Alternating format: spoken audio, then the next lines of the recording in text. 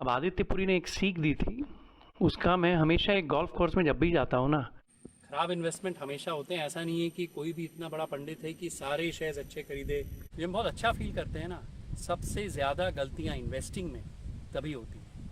तो अपनी एनालिसिस पे विश्वास करिए, अपने आप पे विश्वास करिए, अपने डिसीजन पे विश्वास करिए और फिर आप डबल माइंड नहीं हो सकते। लार्ज लॉस हमेशा अवॉइड करना होता है। हर सिचुएशन में अपने आप को संभाल लेना, जूझना, लड़ना, यही इन्वेस्टिंग है, यही गोल्फ है और यही ज़िंदगी है।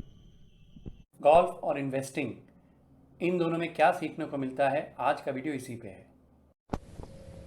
अब आउटडोर रिकॉर्डिंग में एक दिक्कत है कि गोल्फ कोर्स में हवा बहुत चलती है, तो कहीं कहीं आपको साउंड क्वालिटी थोड़ी ख़राब लग सकती है क्योंकि हवा बहुत तेज़ है। लेकिन रिकॉर्ड तो करना है क्योंकि मज़ेदार है और आज मन कर रहा है गोल्फ और इन्वेस्टिंग को कंपेयर करने का। तो इन्वेस्टिंग में एक चीज़ हम कहते हैं रेड फ्लैग। ये है गोल्फ का रेड फ्लैग। रेड फ्लैग आमतौर पे गोल्फ कोर्स में तब ग्रीन में होता है कि जब फ्लैग ग्रीन के सामने की तरफ लगा हुआ है, वाइट फ्लैग होता है बीच में लगा हुआ और ब्लू फ्लैग होता है ग्रीन के पीछे लगा हुआ है। इन्वेस्टिंग के रेड फ्लैग तो मैंने कई बार आप लोगों से चर्चा करी है, स्पेशली जो सीरीज़ है जिसमें मैं चोर है क्या वगैरह की बात करता हूँ कि वर्किंग कैपिटल बहुत ज़्यादा है, केपेक्स बहुत ज़्यादा कर रहा है मैनेजमेंट, डिस्क्लोजर्स ख़राब है वगैरह वगैरह। लेकिन इन्वेस्टिंग में रेड फ्लैग समझना बहुत ज़्यादा ज़रूरी होता है। लार्ज लॉस अवॉइड करने के लिए रेड फ्लैग्स अवॉइड करना बहुत ज़रूरी होता है। अब ये जो होल है ना, इस कोर्स का सबसे मुश्किल होल है। बहुत नैरो फेयरवे है, आप देख सकते हैं, बंकर है, दोनों तरफ पेड़ हैं और बहुत लंबा होल है। तो इस होल में ना मैं कोशिश करता हूँ कि बोगी भी हो जाए, यानी एक शॉट एक्स्ट्रा भी लग जाए तो भी मेरे लिए ठीक है, क्योंकि यहाँ मैं अगर थोड़ा सा भी हीरो बनने की कोशिश करूँगा ना, बॉल इधर उधर जाएगी और एक होल, एक स्कोर पूरा दिन बर्बाद कर देगा। तो ये होल ऐसा है जहाँ सेफ खेलना होता है। इसका मतलब है कि जब मैं लार्ज लॉस की बात करता हूँ ना, कुछ भी इन्वेस्टिंग में हम करते हैं कि चार चीज़ें हो सकती हैं: small profit, small loss, large profit, large loss. Large loss हमेशा अवॉइड करना होता है, स्पेशली जब आपको मालूम है कि बहुत बड़ी दिक्कत हो सकती है, बहुत बड़ा लॉस हो सकता है, बहुत बड़ा इमोशनल ड्रेन भी हो सकता है। तो इस कोर्स में ना ये वाला होल जो है, ये मेरा लार्ज लॉस वाला होल है। मैं कोशिश करता हूँ कि लार्ज लॉस ना हो, स्मॉल लॉस लेके निकल लूँ। इसको मैं अपना स्मॉल लॉस होल बोलता हूँ। बहुत मुश्किल होल है।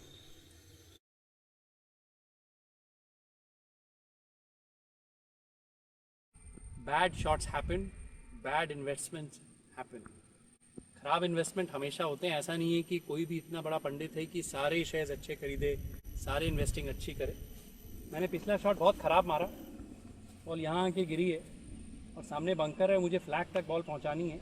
ये बहुत मुश्किल शॉट है, but life is about recovery, कि आप अगर कुछ गलती करें तो सुधार करें और दोबारा वो गलती ना करें। तो देखते हैं कि ऐसा नहीं है कि ख़राब चीज़ें नहीं होती हैं, but you have to recover.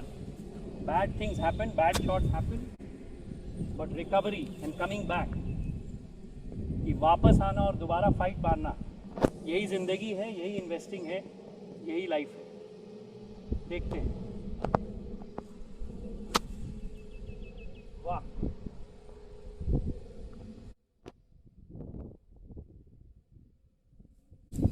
ये तो अच्छी रिकवरी हुई। ये आप देख रहे हैं, ये एक लाइन है जो मैं पटिंग के लिए यूज़ करता हूँ और हर गोल्फर यूज़ करता है कि कहाँ उसको मारना है बॉल, वो लाइन पकड़ने के लिए कि किस दिशा में जाना है। बॉल मारने के पहले आपने देखा होगा कि अगर आपने गोल्फ देखा है कि हर लोग देखते हैं कि कितनी दूर है, कैसा स्लोप है, कैसी ढलान है, उस समय वो एनालाइज करते हैं, उसको बोलते हैं एनालिसिस, कि क्या करना है, कैसे मारना है। लेकिन एक बार आपकी एनालिसिस हो गई, इस डायरेक्शन में मारना है, ऐसे मारना है और इस तरह बॉल जाएगी, तो एक बार मैंने बॉल प्लेस कर दी, जो मैं अभी कर रहा हूँ,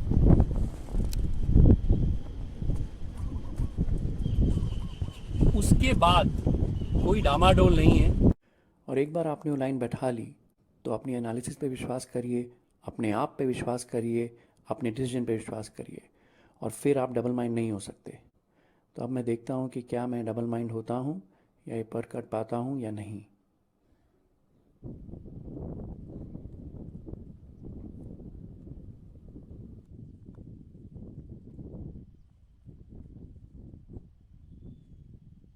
दूसरी चीज़ है कि मैं जब भी पटिंग करता हूँ ना, मेरी रूटीन है, और ये मैंने एक बहुत अच्छे गोल्फर से सीखी थी जिसके साथ मैं खेला था।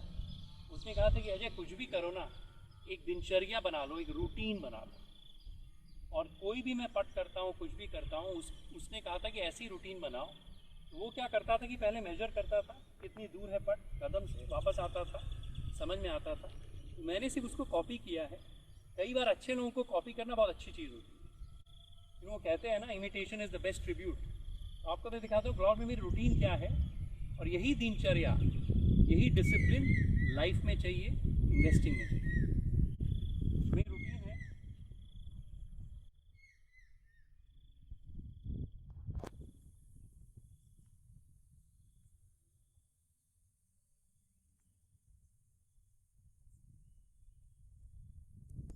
Right to left.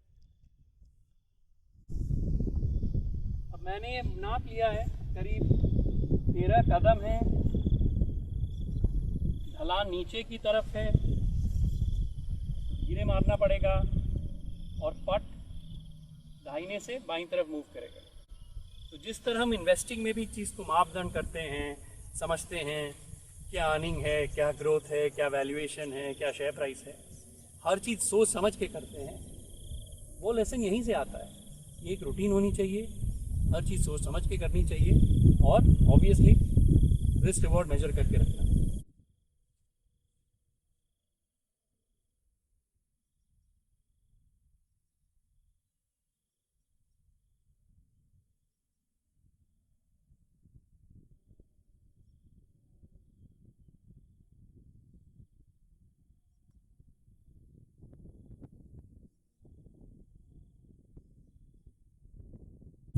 वाह, आज तो तकदीर अच्छी है, तो बहुत अच्छा पट हो गया है। मुझे ही लगा था मैं इतना अच्छा पट कर पाऊंगा। वीडियो भी रिकॉर्ड कर रहे हैं और पट भी कर रहे हैं, नॉट बैड। चलिए, अब इसको मिस नहीं करना है। मैंने पट को मार्क कर लिया है, लाइन बनाई है कि कहाँ मारना है, बस अब फिनिश करना है। देखते हैं, अब यहाँ फोकस चाहिए। भले ही आसान है, कई बार क्या है ना, हम आसान चीज़ों में ही गलती करते हैं, मुश्किल चीज़ें हमेशा हो जाती हैं, आसान में हम ओवर कॉन्फिडेंट हो जाते हैं, इसलिए फोकस चाहिए।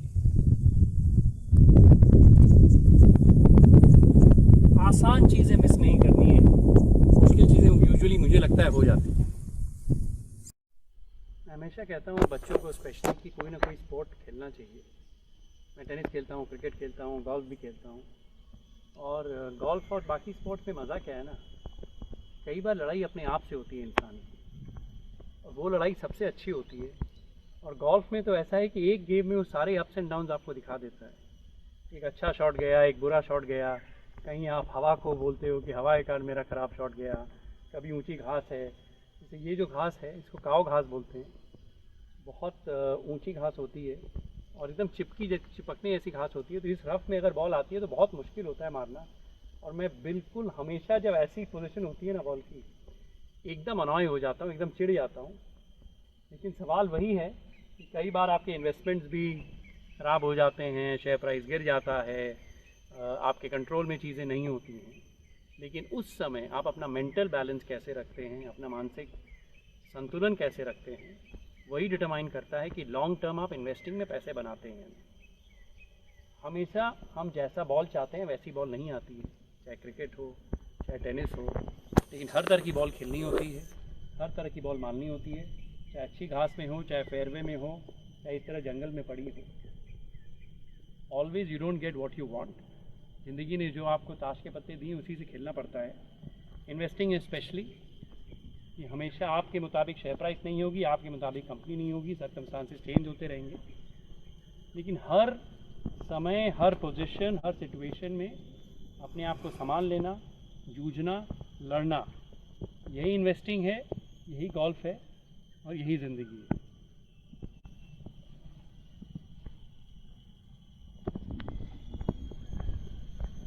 ये शॉट मारना मुझे बिल्कुल भी पसंद नहीं है। ये बहुत चिटचिटी घास होती है, उस पर बॉल चिपक जाती है और ये क्लब को भी खींच लेता है। इसमें पता नहीं होता है कि ज़ोर से मारूं, धीरे मारूं, कितनी दूर जाएगी बॉल, लेकिन मारना तो है। खराब शॉट जाएगा तो खराब शॉट जाएगा, लेकिन पॉजिटिव माइंड से मारना है। देखते हैं कहाँ गई। ग्रीन पे है लेकिन थोड़ा सा लंबा हो गया। एक कहानी आपको सुनाता हूँ।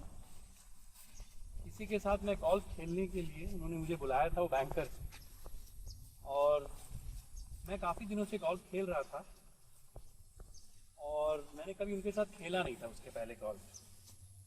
तो हुआ क्या कि हम गए गोल्फ खेलने और शुरू किया खेलना। तो मुझे पता चला कि ये जो सज्जन है, बैंकर थे, इन्हें ज़्यादा गोल्फ खेलना आता नहीं था और ये हर बॉल पे हैक कर रहे थे, मार नहीं पा रहे थे, ज़ोर से मारने की कोशिश कर रहे थे और हर 2 मिनट में इनके मुंह से बहुत प्यारी प्यारी गालियाँ निकल रही थी। तो मैंने इनसे पूछा कि क्या हो गया सर, आप कितने दिन से गोल्फ खेल रहे हैं? तो उन्होंने कहा कि यार ये जो कैडी है, इसे मैं 15 दिन पहले मिला था और ये मुझे कुछ इसने सिखाया और सीधा मैं गोल्फ कोर्स पे ही आ गया, मैंने खेलना शुरू कर दिया इसके साथ। तो उन्होंने मुझसे पूछा कि आप कितने दिन से खेल रहे हैं? मैं बोला यार खेल तो मैं 2-3 साल से रहा हूँ, लेकिन पहले 6 महीना ना मैं गोल्फ कोर्स पे कभी गया ही नहीं था। मैंने एक बहुत अच्छा कोच ढूंढा, उसके साथ सीखा। 6 महीने तक सिर्फ ड्राइविंग रेंज में जाके स्विंग सीखी, प्रैक्टिस की, कैसे खेलते हैं। और 6 महीने के बाद मैं पहली बार गोल्फ कोर्स पे आया। तो मैंने इस इंसान को एक ही चीज़ बोली कि अगर आपको ढंग से गोल्फ खेलना है, कुछ भी करना है लाइफ में, अगले आप 20-30-40 साल करने वाले हो, तो जल्दी मत मचाओ।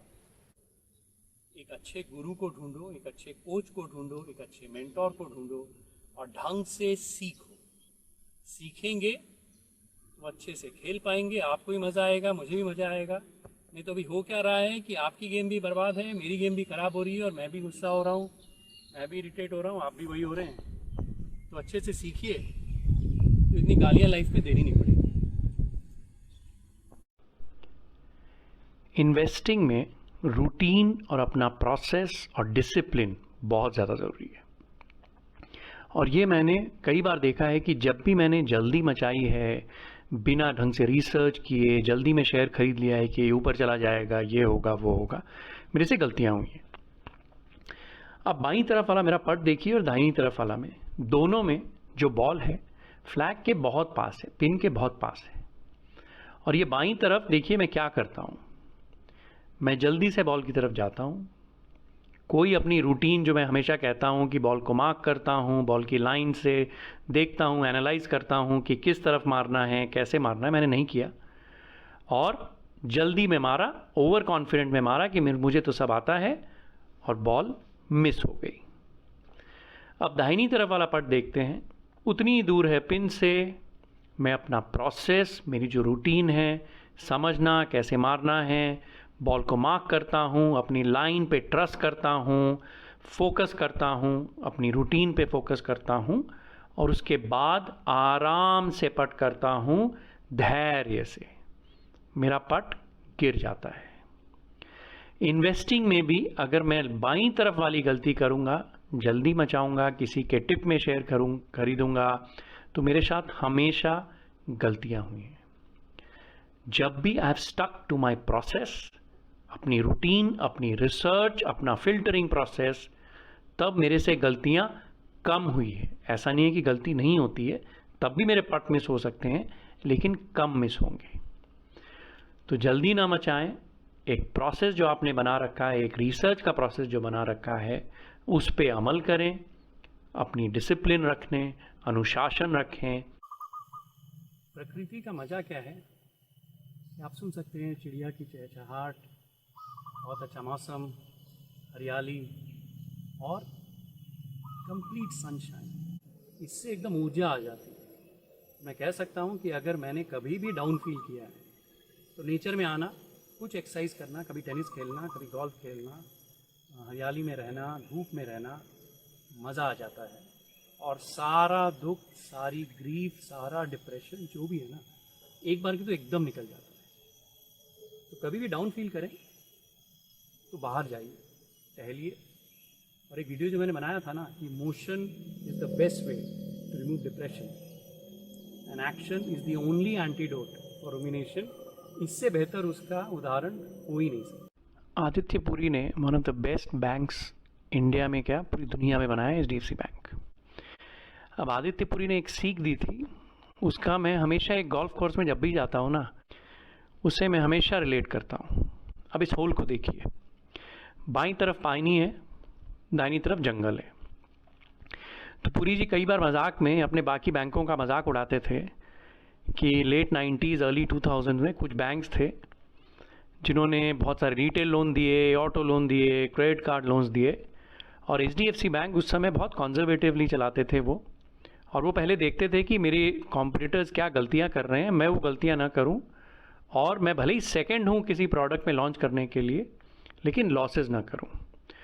तो हमेशा मजाक में कहते थे कि देखो भाई अजय, अगर बाईं तरफ सुपर स्मार्ट लोग हैं और ओवर स्मार्ट भी कह सकते हो, और दाहिनी तरफ रास्ते के सुपर स्टूपिड लोग हैं या ओवर अग्रेसिव लोग हैं, तो मुझे सिर्फ बीच में लेना है।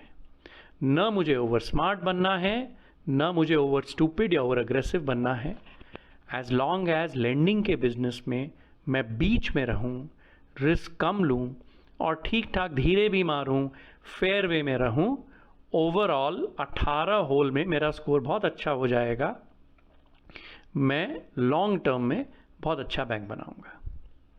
तो जब भी मैं ऐसे होल्स में आता हूँ, देखता हूँ, तो मुझे आदित्य पुरी जी की ये कहानी ज़रूर याद आती है कि एक तरफ स्टूपिडिटी है, एक तरफ स्मार्टनेस है, ज़्यादा रिस्क मत लो, बीच में रहो, कोशिश करो फेयरवे में रहो। 18 होल अगर आप ठीक से खेलेंगे तो बहुत अच्छा स्कोर बन जाएगा। इन्वेस्टिंग में भी यही है, अगर आप ज़्यादा अग्रेसिव ना हो, बेवकूफ़ियाँ ना करें अग्रेशन में, या ओवर स्मार्ट भी ना बने, जो चीज़ समझ में नहीं आती वो अगर ना करें, जो समझ में आता है सेफली वही करें, वही सीखें, बीच में रहें, लॉन्ग टर्म में आप बहुत पैसे बनाएंगे। यहाँ अगर बॉल पानी में चली गई तो मेरा लार्ज लॉस होगा, जंगल में चली गई तो भी लार्ज लॉस होगा, बीच में रहूँ, थोड़ी लंबी घास में चली जाएगी, कोई बात नहीं, लेकिन मैं ओवरऑल ठीक ठाक कर लूँगा। तो यही लेसन था आदित्य पुरी से, जो मैं गोल्फ में हमेशा याद रखता हूँ।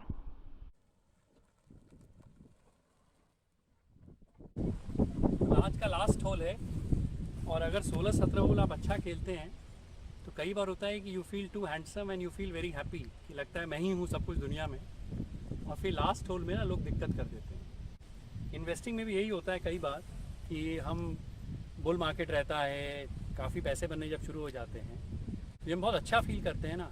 सबसे ज़्यादा गलतियाँ इन्वेस्टिंग में तभी होती हैं। गोल्फ में मैंने देखा है, स्पोर्ट्स में देखा है, क्रिकेट में देखा है, टेनिस में भी देखा है कि जब एक विनिंग स्ट्रीक होती है, 4-5 होल बहुत अच्छे जाते हैं, कुछ गेम्स बहुत अच्छे जाते हैं, तो हम ओवर कॉन्फिडेंट हो जाते हैं, जो मैं कई बार हो जाता हूँ यहाँ।